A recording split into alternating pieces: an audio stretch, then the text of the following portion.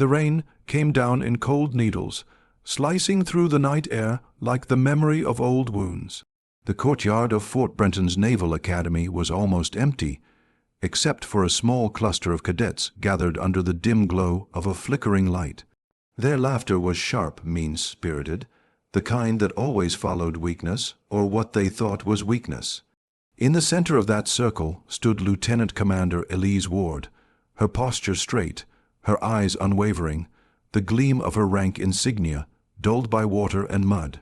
She had been sent to the academy as a guest instructor for the month, part punishment, part test. They called her the Silent Storm, a Navy SEAL with a past so classified it had become legend. To some of these cadets, she was an inconvenience, to others an unwelcome challenge, and tonight that resentment was about to turn dangerous. A young man stepped forward, jaw tight, rain dripping from the brim of his cap. His name was Carter, the loudest, proudest, and most insecure of them all. He had failed her test earlier that day, in the simulation room. His pride had broken before his body had, and now, fueled by humiliation and cheap bravado, he held something in his hand that glinted under the light. It wasn't supposed to be real. It was meant to scare, to prove a point, to reclaim his pride. But as his shaking hand lifted the pistol and the barrel leveled with Elise's forehead, something shifted in the world around them. The rain seemed to still. The laughter faded into an echo swallowed by fear. Elise didn't flinch. Her face remained unreadable, too calm, too composed for someone staring down a gun.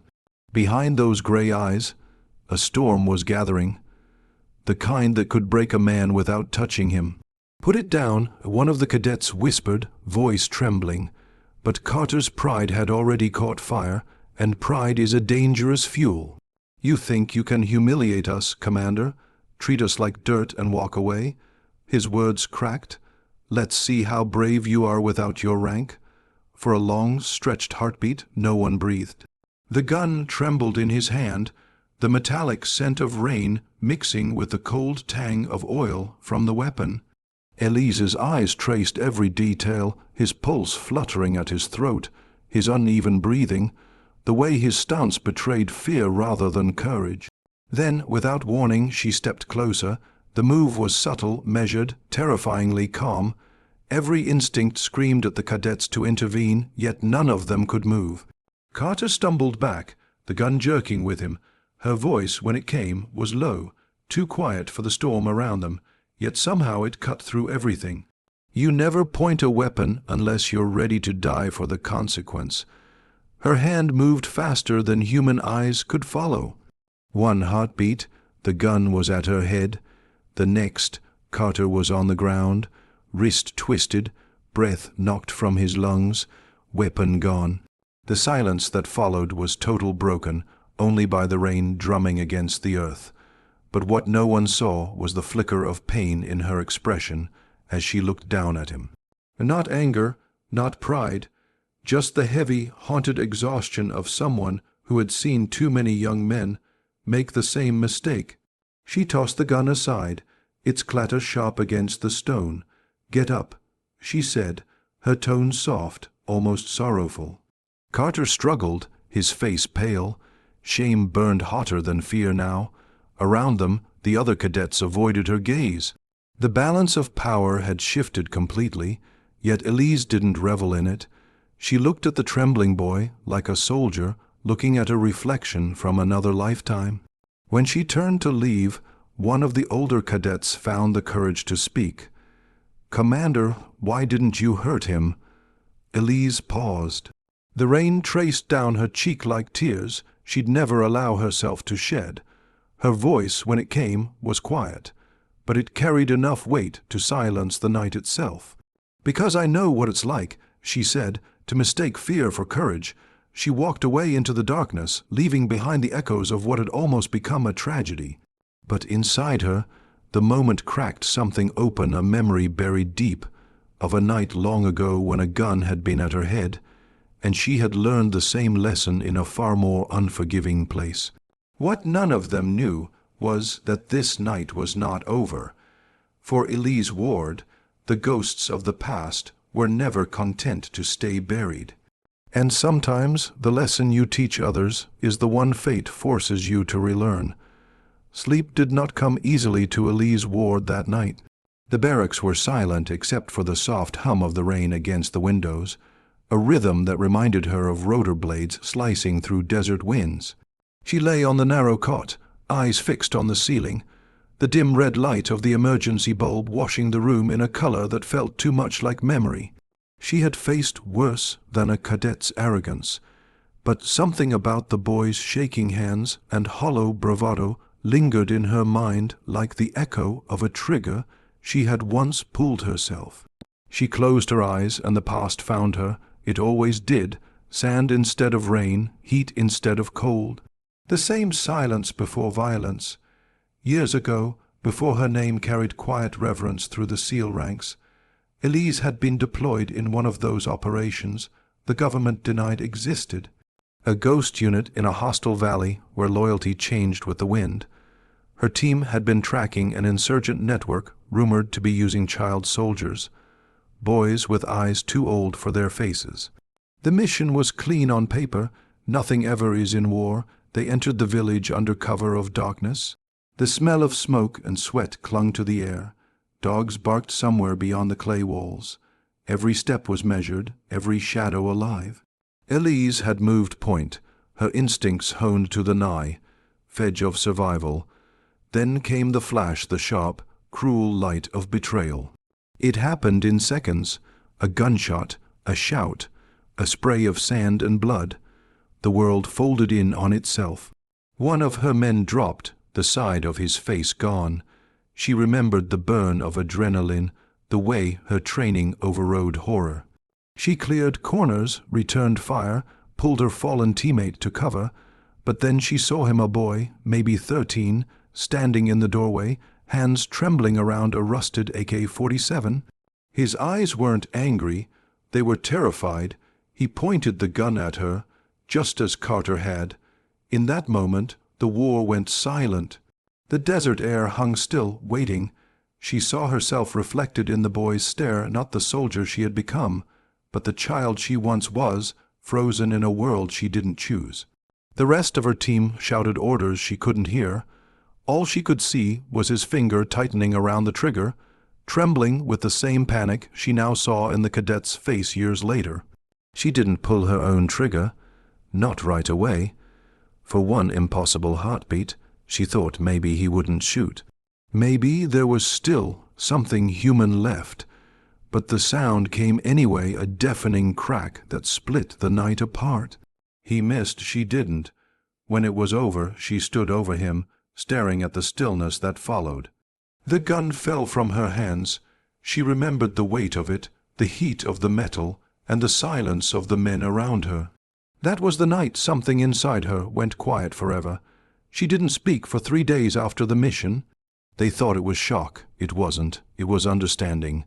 Now, lying in her barracks years later, she realized why the cadet's stunt had cut deeper than it should have. It wasn't the threat. It was the mirror, the same reckless defiance, the same blindness to consequence. She had seen too many men destroyed by the lies they told themselves about bravery. A soft knock broke her thoughts. She opened her eyes. The door creaked, revealing Carter. His face was pale, his eyes rimmed red, rain still glistening on his jacket.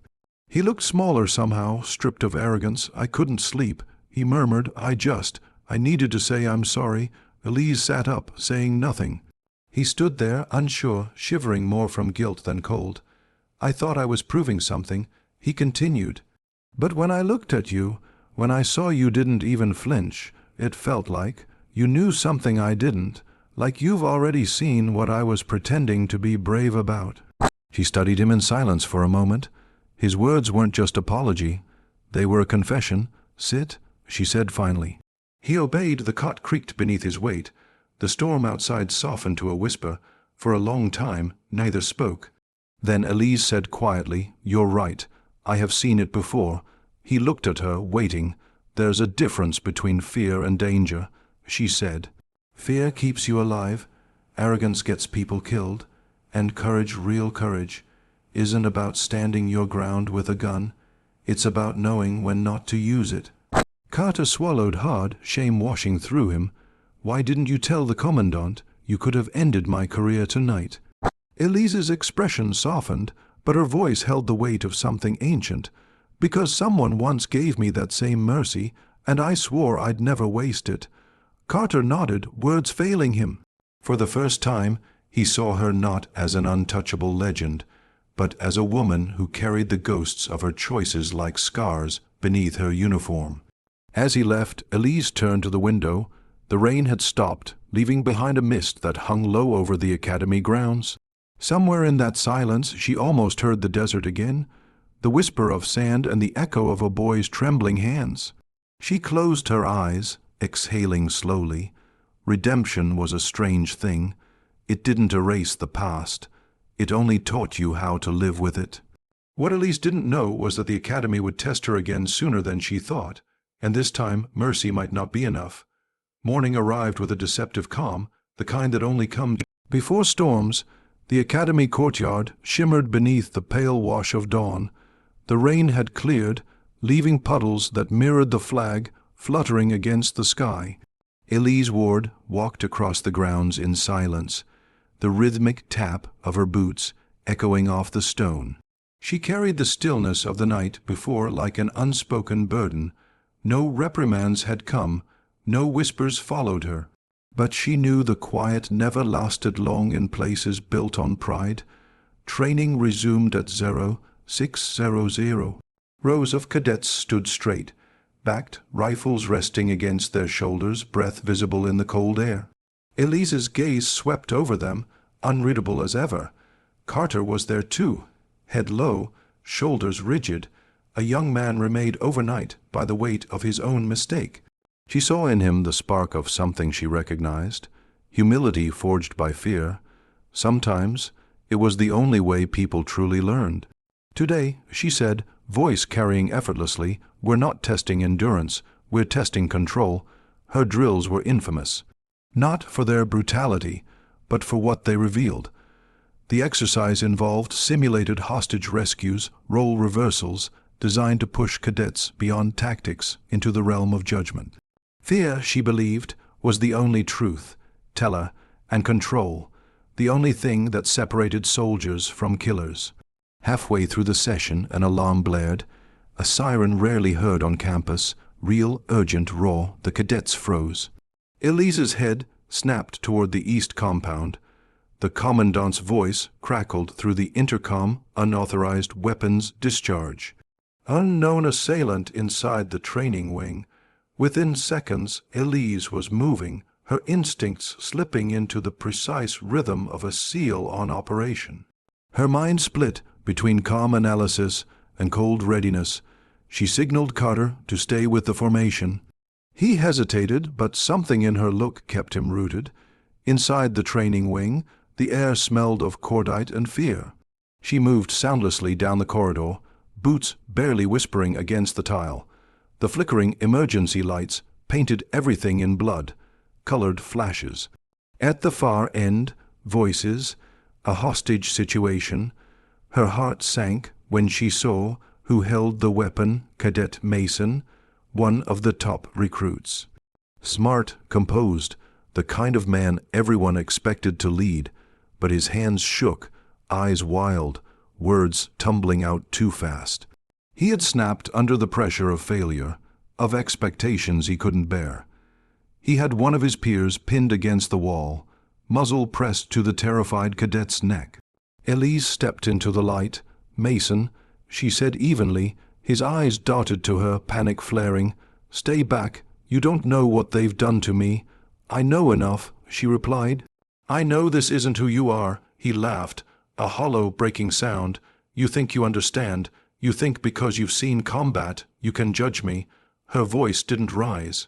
It softened, dangerously calm. "No, I understand because I've been where you are right now." The words hung there. Something shifted in his eyes, a flicker of recognition. He was trembling on the edge of collapse. She took one slow step forward, then another. "Mason," she said, each syllable deliberate. "Look at him. The man you're pointing that gun at. Do you see his eyes? That's fear, the same fear you've been running from. You think this will end it? It won't. It will just follow you forever." Her tone wasn't commanding. It was human. He hesitated. The barrel wavered. She saw it then, the crack in his resolve, and in that instant she moved. Her hand shot out, twisting his wrist just as the shot discharged. The bullet buried itself harmlessly into the wall. Mason went down hard, weapon clattering away. She pinned him effortlessly, knees pressing his shoulders, disarming him before he could even think. But when she looked into his face, she saw no enemy, only another frightened soul drowning in silence. The MP rushed in seconds later, securing the scene, but Elise stayed where she was, her voice quiet. "Get him medical, and don't you dare treat him like a criminal." The commandant's eyes narrowed but said nothing. The authority in her tone left no room for argument. She stood, wiping dust from her sleeve, and turned to the trembling cadet who'd been the hostage. "You're safe now. Go." Outside, as the adrenaline drained, Carter approached her hesitantly. His eyes were wide, a mix of awe and confusion. "How did you know he wouldn't shoot?" Elise glanced toward the training wing where Mason was being escorted away, his face hidden behind shaking hands. "Because I've seen what comes after you do," she said quietly. He frowned, trying to understand. "After?" She looked out toward the horizon, where the sunlight was just beginning to burn away the mist. Killing doesn't end anything. It just changes who you are. Carter was silent for a long time. "You could have been killed again." Elise almost smiled. "Then it would have been a good death." He stared at her, unsure if she meant it. She didn't explain. Some truths were too heavy to speak aloud. Later that evening, as the academy returned to uneasy calm, Elise stood alone by the flagpole. The wind carried the faint scent of rain and cordite ghosts of both past and present. The night before, she had forgiven a boy who didn't know what he was doing. Today, she had faced another, older reflection of her own fractures. Her life had become a series of mirrors, every confrontation, a reminder of the soldier she once was, the woman she fought to become. The line between mercy and strength was razor thin, and she walked it every day. As the sun dipped low, painting the world in amber, Carter's voice reached her from behind. "Commander, I think I finally understand why you didn't break me last night." She turned, her expression unreadable. "And why's that?" "Because you were teaching me how not to become you. Slow progress is slow progress." For the first time in years, she let the smallest smile touch her lips. "Then maybe there's hope for you yet." He nodded and walked away. Elise remained where she was, watching the flag ripple against the dying light. The silence felt lighter now, no longer a burden, but a companion. War had taken many things from her, friends, innocence, even her voice for a time. But it had also given her one truth: strength was never about dominance. It was about restraint. As night descended, she whispered into the wind not a prayer, not a confession, but a promise to the ghosts she carried. "I'm still here, still learning." The stars blinked above the academy, sharp and cold. Somewhere in the distance, a bell chimed the hour. The day had ended, but the lesson she'd left behind would echo through generations of soldiers who would learn, one way or another, why you never threaten a Navy SEAL, and why mercy in the hands of someone who's seen hell is the most terrifying power of all.